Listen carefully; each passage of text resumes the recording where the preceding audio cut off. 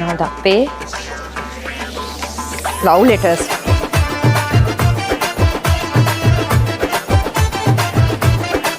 Teacher අපේ යාළුවා boot කාලා ක්ලාස් එන්නේ පරණ මතක මතක් වෙනවා කියලා.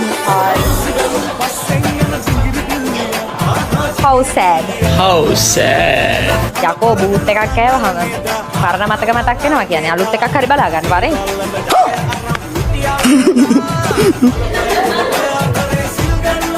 නැද්ද බා? පරණේව මතක් වෙනවා කියන්නේ මොකද තාලියා සෝකමාලයා උඹලා? අලුත් එකක් හරි ඉන්නවද කියලා බලා ගන්න වරෙන්කෝ. පොඩි ගිනිගිරියක් හරි දෙන්න. වලියක් හරි දාගන්න.